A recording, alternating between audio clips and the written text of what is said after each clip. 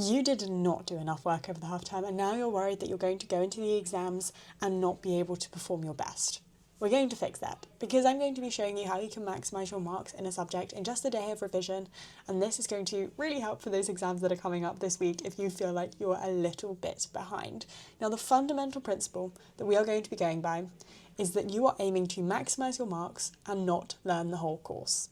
You cannot learn an entire subject in a day, but you can refine your knowledge, prioritise understanding of certain topic areas, and make sure you're not making silly mistakes such that in a day you'll be able to increase the number of marks that you'll be getting in the paper itself. How are we going to spend this day? I want you to start by gathering materials. What you will need is up on your tablet, laptop, whatever you're using, a tab with a specification, a tab with some good YouTube tutorials if this is things like science, free science lessons, Cognito, similar to that, a tab with questions, so look for physics and maths tutor or Madass Maths, or if you have a textbook that has questions in it, then get that up as well.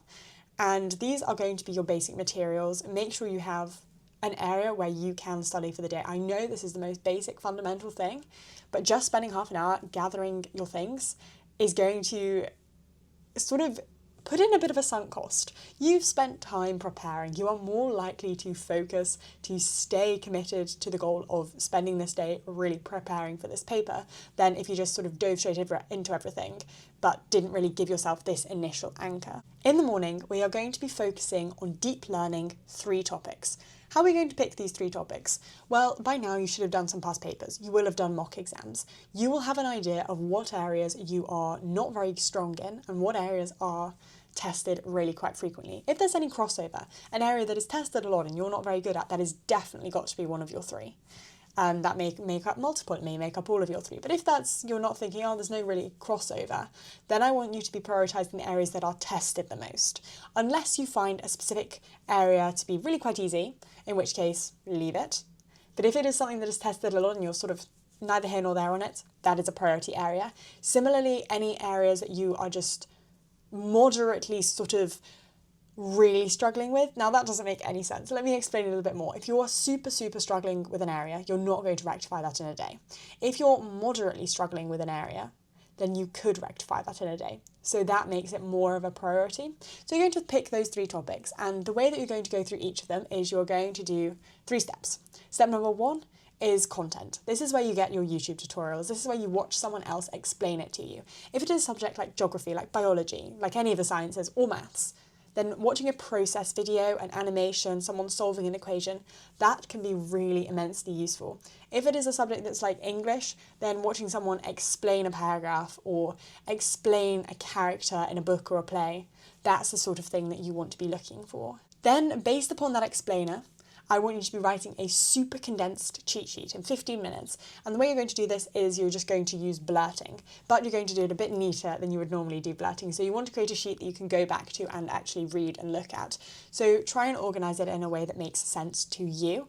But then once you've written that, I want you to go to a secondary source. So whether that is a textbook, your class notes, some lecture slides, whatever else you have, and just cross-check. Was there anything you missed out? Was there anything that you should add in? Did you get anything incorrect?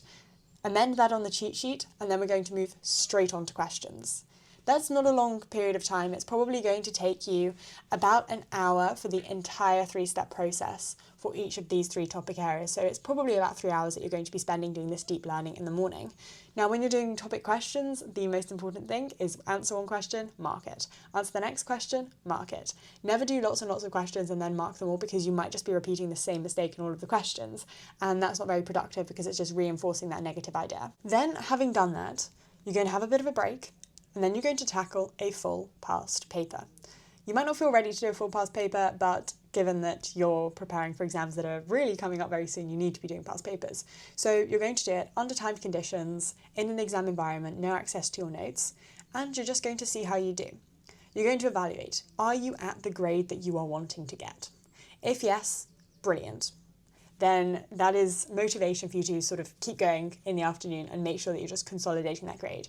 If you're not, then you really need to be identifying why. No matter what grade you get, you should be going through, looking at the mark scheme, looking at the examiner's report, and every time you get a question wrong, thinking not just, okay, what was the right answer? You should also be asking yourself, okay, why did I get that wrong? Was it a lack of knowledge? In which case, go back, correct the knowledge. Was it timing? Was it a misunderstanding?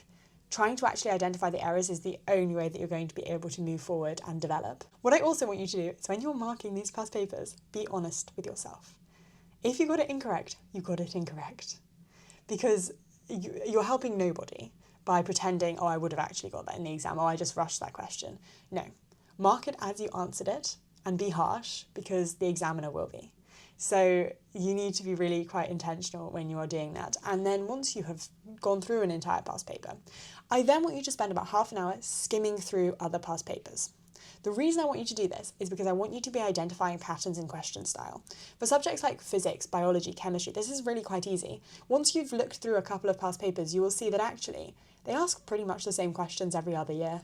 They just change the context slightly, they change the way it's applied, but the questions are broadly the same, testing broadly the same things. And that's going to give you a bit more of focus for what you should be looking at over the afternoon. For subjects like English, like history, it can be a bit more difficult. But what you can be looking at is, rather than looking at the past papers themselves, looking at the examiner's reports and looking for patterns in what the examiners are looking for. Now in the afternoon, memorising and drilling. I just want you to be going through flashcards. I want you to be doing short answer questions. Now, if you have not made your own flashcards, that is completely fine. Go on Quizlet, someone will have made a flashcard set, use their set, and that will be as good a practice as any. And if you're struggling to find short answer questions, then as long as you're not asking it to mark those questions because they're likely to be incorrect, you can upload the specification onto ChatGPT and get it to ask you short answer questions. I wouldn't get it to mark them because it might be wrong, it might hallucinate, it might not give you the correct answers, but in getting it to ask you questions relevant to the knowledge from the specification, it is a very useful resource. Once you've done all of this, you should have a pretty clear idea of what is tested, what you're good at, what you're not good at. Now, I want you to think really hard about what you're not good at. And I want you to create in one A4 sheet of paper that is going to summarise the definitions that you don't really get, the equations that you keep forgetting, the concepts or the processes that you don't really grasp to the degree that you really want to be grasping them. They're going to go on a sheet of paper, and you're going to read over that sheet of paper, and then you're going to blurt, and you're going to see how much of that sheet of paper you're going to remember. You're going to cross-check, you're going to read over it again, and you're going to blurt it again.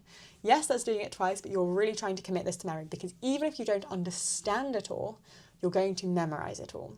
And sometimes, while that might not give you all of the marks, it'll give you most of the marks. So even if those are things that you really don't understand, you really don't get, but they seem likely that they're going to come up, pop them down on this cheat sheet, memorise this cheat sheet, and apply it in the exam. I also really want to emphasise at this point that sleep is revision. The worst thing that you could do before an exam is spend the night before cramming. Because 1, you'll be tired the next day, obviously. 2, you're not actually going to remember the stuff that you were cramming because your brain's not in a focused mode. It's not going to be able to retain that information. In the moment, you might feel like you're learning something, but when you wake up, you're not going to remember it, which makes it doubly pointless because you're going to be tired and not remember the stuff you knew anyway, and you're also not going to remember any of the new stuff. So please, prioritise sleep. That is all for this video. I will see you in the next one.